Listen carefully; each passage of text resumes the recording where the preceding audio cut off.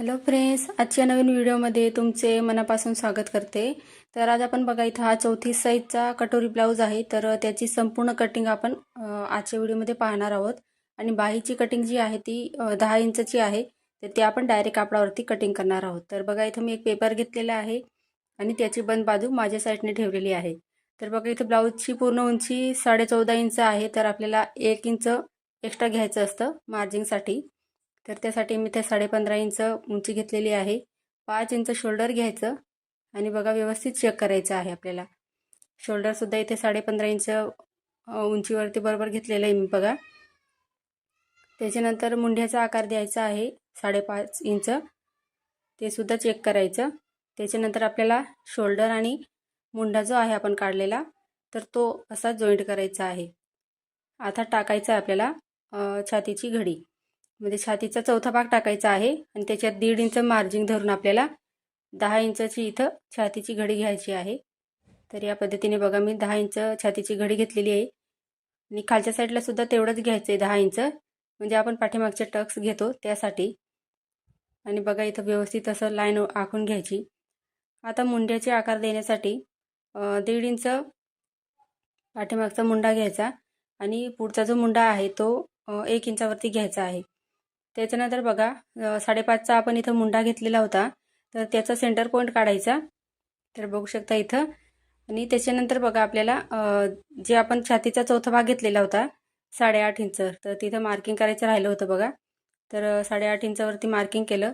तर हा जो आकार आहे तो मुंड्याचा आपण बघा सेंटर पॉईंट काढला तो, आणि तिथून असा हा आपल्याला छातीचा चौथा भाग घेतलेला आहे तिथपर्यंत आपल्याला हा आकार देऊन द्यायचा आहे। तर बघा व्यवस्थितपणे या पद्धतीने आकार द्यायचा आहे। तर बघा कोणत्या साईजसाठी मुंडा गळारुंदी किती घ्यायची, तर त्याचा जो व्हिडिओ आहे त्याची लिंक मी कमेंट बॉक्समध्ये देऊन देईल किंवा डिस्क्रिप्शनमध्ये देऊन देईल, तर तिथे जाऊन तुम्ही पाहू शकता। तर बघा इथे कटिंग करून घेऊया। सर्वात पहिले पाठीमागचा जो पार्ट आहे त्याचा, तर मागचा जो मुंड्याचा आपण इथं काढलेला आहे आकार तो कट करायचा आहे आधी। तर बघा इथं कुठलीही मार्जिंग ॲड न करता आपण व्यवस्थित असं कटिंग करून घेणार आहोत। तर इथे बघा सेपरेट झालं आपलं। आता बघा मागचा भाग आणि पुढचा भाग आपला सेपरेट झाला इथं, म्हणजे एकत्र निघणार आहे ते। आता गळारुंदी घ्यायची आहे 2 इंच। तर बघू शकता इथं।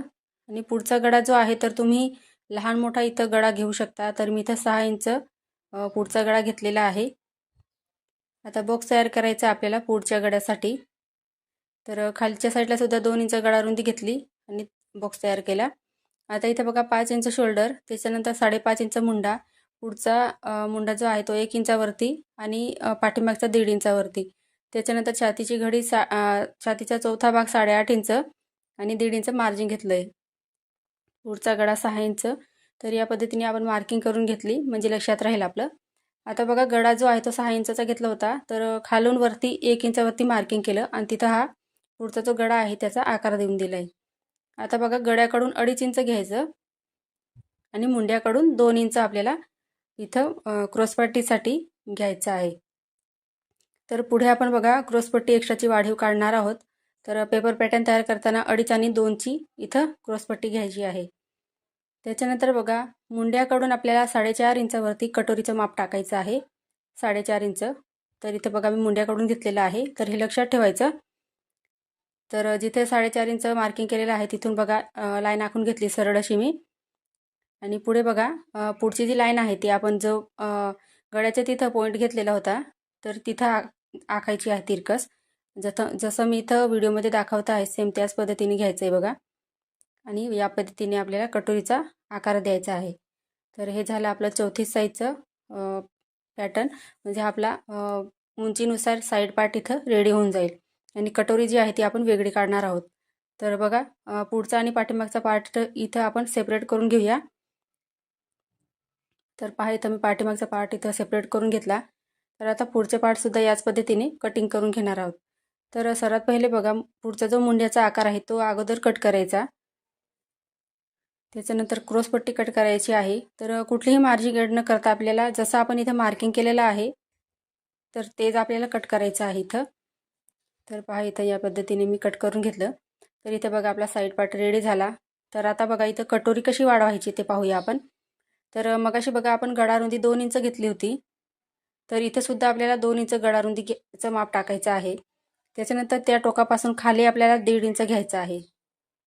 तर आडवं माप आपण 2 इंच घेतलं गळारुंदीचं आणि उभं 1.5 इंच घ्यायचं आहे. तर 1.5 इंच हे सर्व साईजसाठी आहे. आता 1.5 इंचचं मार्क केलं आहे, तिथून खाली 4.5 इंच घ्यायचं आहे आणि तिथून आडवं माप आहे ते 7.5 इंच घ्यायचं आहे कटोरीचं. तर पहा इथं मी 7.5 इंचावरती मार्किंग केली आणि सरळ अशी इथं लाईन आखून घ्यायची आहे. तर हे माप आपण 4.5 घेतलं आणि हे 7.5. तर 7.5चे निम्मे घ्यायचं आहे आपल्याला. तर या पद्धतीने टेप जो आहे तो फोल्ड करायचा आणि त्याचं सेंटर पॉईंट आपल्याला घ्यायचं आहे. तर पहा इथं सेंटर माप घेतलेलं आहे मी. त्याच्यानंतर वरून बघा आपल्याला जे सेंटर घेतलेलं आहे आपण तिथून खाली 8.5 इंच घ्यायचं आहे. तर आडवं जे माप होतं आपण 7.5 घेतलं, तर त्याच्यात 1 इंच एक्स्ट्रा घ्यायचं आहे, म्हणजे इथं 8.5 इंच इथं मी घेतलेलं आहे. आता हे दोघं पॉईंट जोडायचे या पद्धतीने बघा, जसं मी दाखवते आहे सेम त्याच पद्धतीने. तर दोघं पॉईंट जोडून घेतले. आता बघा कटोरीचा शेप कसा द्यायचा. तर वरती बघा आपण 2 इंच गळारुंदीचं माप घेतलेलं आहे, तिथपर्यंत हा आपल्याला आकार द्यायचा आहे. तर व्यवस्थित बघा या पद्धतीने आकार देऊन द्यायचा. आता महत्त्वाचं आपलं इथं साईड पार्ट आहे, तर साईड पार्ट ठेवायचा. म्हणजे आपल्याला साईड पार्टपेक्षा कटोरी जी आहे ती अर्धा इंच एक्स्ट्रा घ्यायची असते. तर इथं बघा ती कटोरी जी आहे ती कमी पडत होती, तर मी इथपर्यंत बघा साईड पार्ट एवढी उंची झाली आणि त्याच्या खाली अर्धा इंच एक्स्ट्रा घेतलेलं आहे, बघू शकता तुम्ही. तर कटोरी एक्स्ट्रा वाढवली मी खाली आणि सेम त्याच पद्धतीने बघा लाईन आखून घ्यायची आहे. कुठलीही एक्स्ट्रा तिरकस न जाऊ देता आपल्याला, जसं मी इथे तुम्हाला दाखवते आहे सेम त्याच पद्धतीने. आणि तो पॉईंट आपल्याला इथं सेंटरला जोडून घ्यायचा आहे. आता कटिंग करून घेऊया. तर इथं अर्धा शेप इथे दिलेला होता बघा आपण. तर इथं लक्षात ठेवू द्यायचं किंवा 7.5 इंच आपण आडवी कटोरी घेतली आणि उभी कटोरी 8.5 इंच घेतलेली आहे. तर या पद्धतीने बघा आता कटिंग करून घेऊया, जसं आहे तसं सेम. तर पहा इथं या पद्धतीने कट करून घेतलं मी. आता बघा कटोरी जी आहे ती फोल्ड करायची आणि एक्स्ट्राचं जे एक्स्ट्रा इथं बघा पेपर असेल तो आपल्याला कट करायचा आहे. तर इथं बघा किंचित असा थोडासा तिरकस वाटत होतं, तर त्यासाठी मी इथं कट करून घेतलं तेवढं. तर बघू शकता इथं आपली कटोरीसुद्धा रेडी झालेली आहे 7.5 आणि 8.5 इंचची.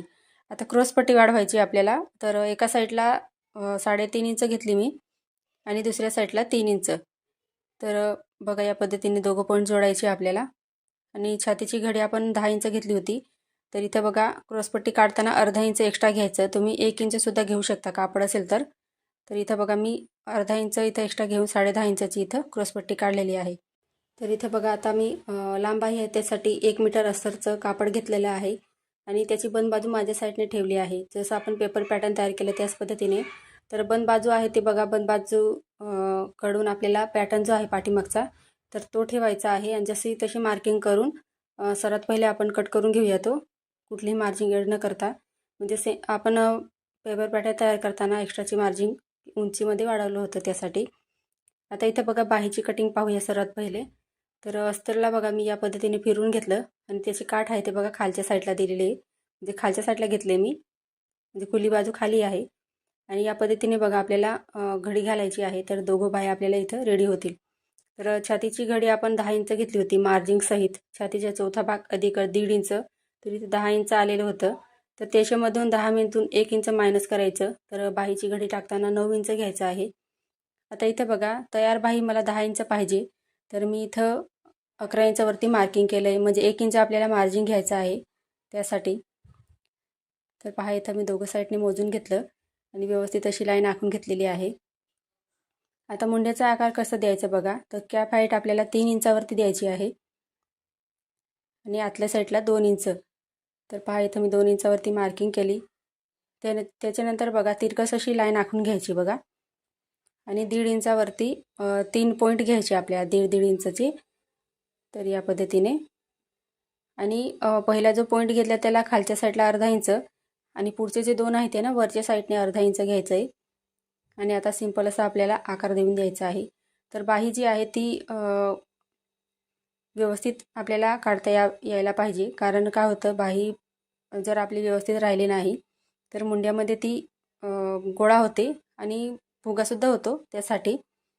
आता इथे दंडघेर खाली 5 इंच घेतलं आणि 1.5 इंच मार्जिन घेतलं आहे. आणि बघा या पद्धतीने बाहीचा शेपसुद्धा एकदम व्यवस्थित आलेला आहे.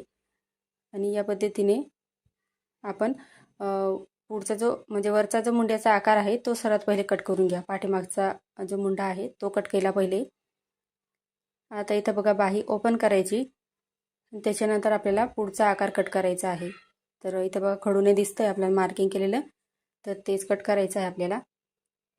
तर पहा इथं कट झालेलं इथे. आता इथे क्रॉसपट्टी आपल्याला काढायची आहे. तर आपण पेपर पॅटर्न आहे ते सेम याच पद्धतीने ठेवणार आहोत आणि कट करून घेणार आहोत. आता इथं बघा कटोरी आणि साईड पार्ट बाकी आपला. तर हे बघा दोघं पार्ट मी या पद्धतीने इथे ॲडजस्ट करून घेतले. आणि कटोरीसुद्धा बघा तिरकस धाग्यामध्ये ठेवायची आहे. पण मी जसं दाखवलं आहे तसं तिरकस धाग्यामध्ये येतं. तर तुम्ही याच पद्धतीने कटोरी जे आहे ते पॅटर्न ठेवताना या पद्धतीने ठेवायचं आहे. तर या पद्धतीने बघा दोघं इथं मी आखून घेतले दोघं पार्ट.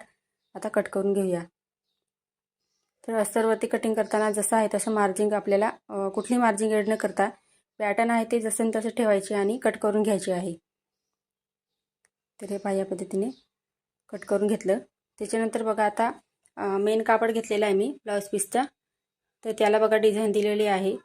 तर त्यांना बघा पाठीमागच्या भागाला ही डिझाईन पाहिजे होती आणि कटोरीचा ब्लाऊज त्यांना शिवायचा आहे. कस्टमरचा ब्लाऊज आहे हा. तर त्यासाठी तर डिझाईनवरती डिझाईन व्यवस्थित ठेवायची. गळ्याचा आकारसुद्धा व्यवस्थित ठेवायचा आहे बघा. आणि बंद बाजूकडून मी सर्वात पहिले इथं पाठीमागचा जो पार्ट आहे तो ठेवलेला आहे. तर हा थोडा निसटता कापड होता ब्लाऊज पीसचा. तर मी इथं टाचण होती ती टोचून घेतली. आता बाहीसुद्धा इथं बघा एका वरती एक डिझाईन आलेली आहे. तर त्यासाठी मी इथं व्यवस्थित असं बाहीचं सुद्धा इथं कटिंग करून घेते.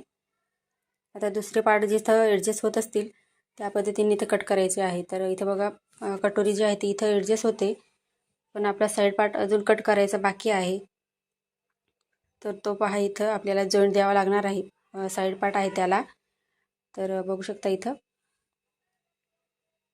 तर साईड पार्टला मी इथं पुढे राहणार आहे ते काही दिसणार नाही. तर त्यासाठी साईड पार्टला मी इथं जॉईंट देऊन देणार.